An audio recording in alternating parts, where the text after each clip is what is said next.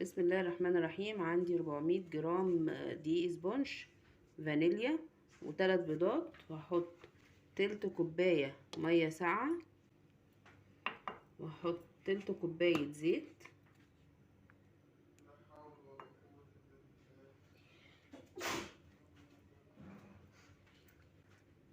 حطيت تلت كوباية زيت مع تلت كوباية مية ساقعة مع 3 بيضات مع 400 جرام دقيق سبونج، نخلتهم وحطيتهم، وهبدأ بقى اضربهم بالمضرب الكهربائي. الاول كده هقلبهم كده ببعض، وبعدين نضربهم لحد ما القوام يبيض ويتقل.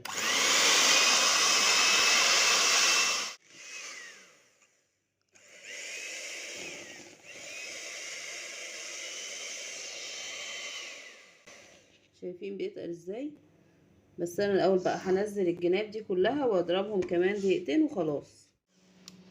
شايفين تقلت ازاي؟ هبدأ بقى انزل بيها في الصينية او الصاج اللي انا مجهزاه محطوط فيه ورق زبدة، وابدأ بقى وأحطها، ويكون في الوقت ده مسخنة الفرن على درجة حرارة 180، واحطها في الرف اللي في النص. لازم يكون الفرن مسخن من قبليها ب15 دقايق كده، عشان الفرن يكون واخد درجة الحرارة العالية بتاعته، وما تهبطش، ترتفع على طول، مش هتاخد وقت في الفرن.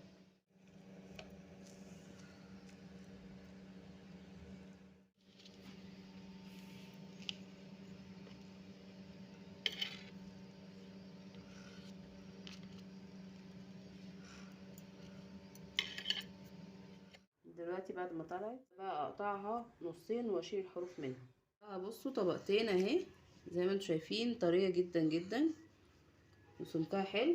هبدا بقى اقطعها. ممكن تعمليها كده تبقى طبقتين، وممكن تبقى 4، وممكن تعمليها دواير، بس انا عشان مهدرش كتير فعملتها كده اهي. كده اهي هتبقى كده 4 كده. هنبدأ نشيل بقى كل طبقة. هي طرية جدا، بصوا خفيفة قوي قوي يعني، طبقات اهي.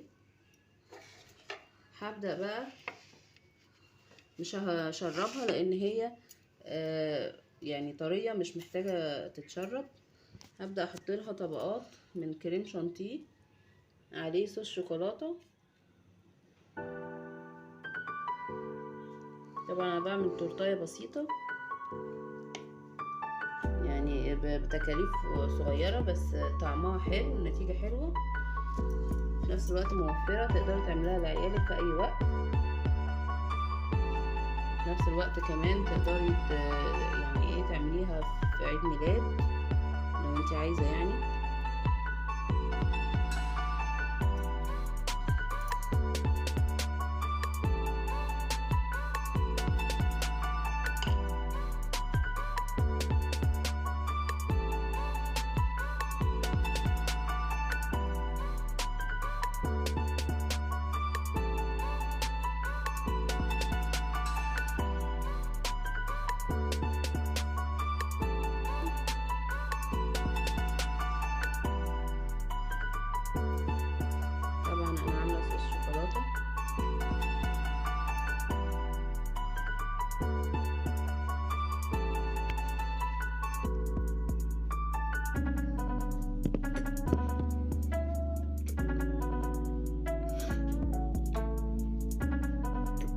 دلوقتي بعد ما حطيت عليها صوص الشوكولاته كده من كل حته، سيبها تجمد وبعدين انقلها في طبق تاني. احط بقى نشوفها هنظام.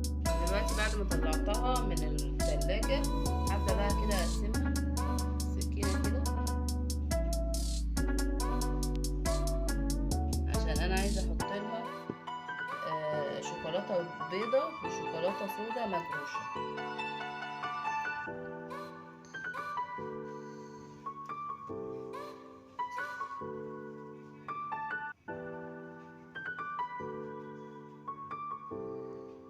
دي شوكولاته بيضه مجروشه.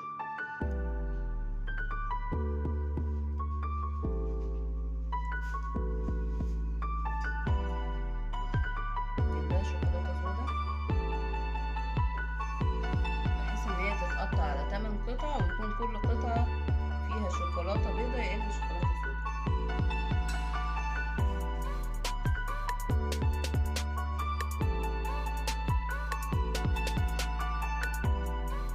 دلوقتي بعد ما خلصتها، يا ريت دلوقتي بقى هنبدأ نقطع حتة القطع اللي احنا شايلينها من الجنب. بصوا طرية ازاي، بصوا طرية جدا، حلوة جدا جدا. هنبدأ بقى بصوا نقطعها كده حتت. مش هحط لها طبعا، مش هحط لها سيرب ولا اي حاجة لان هي مش محتاجة، طرية جدا اساسا. نقطعها كده في طبق على قد ما ياخد. انا هياخد طبقين، واحط عليها كريم شانتيه مع وفوق في الوش صوص شوكولاته.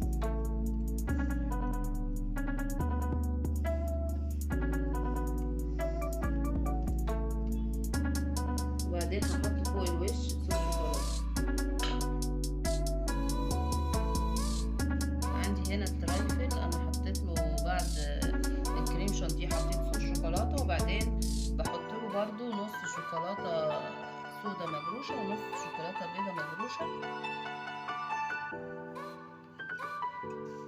عشان يبقى شكله حلو. طبعا لو عندك امكانيات التزويق على قد اللي تقدريه. بسيطه بسيطه وسهله. وهنا طبقين ترايفل برضو بطريقه سهله قوي قوي. يا رب تستفادوا من الفيديو، متنسونيش باللايك والشير والاشتراك في القناه. شكرا.